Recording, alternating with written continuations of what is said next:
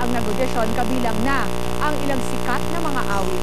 Mula Makati, mapichika tayo live kay Kata Tibayan. Kata. Yes, Pia, katatapos lang ng auditions para sa West End London revival ng Miss Saigon dito sa Makati. Mahigit 2 dekada na simula na magkaroon ng auditions rito kung saan nasungkit ni Lea Salonga ang papel na Kim. Para sa revival na ito, 3 Kim hopefuls ang kanilang hinahanap. Kabilang na dyan ang ilang Asian ensemble para sa characters na Gigi the Engineer at Tuy.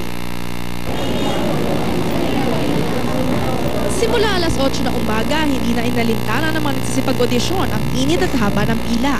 Binigyan lang ang bawat isa ng tig 1 minuto para ma-impress ang judges ng kanilang Miss Saigon musical piece. May ilan na nag-last minute rehearsal at nag-vocalize pa ang iba. Maging mga artista at professional singers, hindi pinalampas ang pagkakataon na ito. Kabilang kapuso actress si Rita D. Guzman, ang anak ni Gabby Concepcion kay Grace Ibuna na si Gary, ang singer-actress si Karil at ang bossa nova singer na si Cindy Navarro. Yung mga fans ko po sa Twitter, sila po talaga yung... Actually, hindi ko talaga alam na may audition na ng Miss Saigon. So, sa kanila ko lang nalaman sa Twitter. Sabi nila, uy, try mo mag-audition sa Miss Saigon. Hanggang sa lumapit na sa akin si Direk Mark Reyes. Tapos yun, he asked me kung interested ako sa auditions. Yun nga, sabi niya, he's willing to help me. As of 7 p.m., 60 lang ang nakatanggap ng callback out of the 422 na nag-audition sa araw na ito.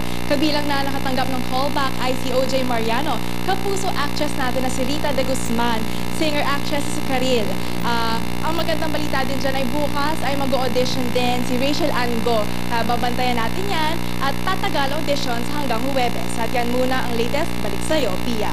Good luck sa kanila. Maraming salamat.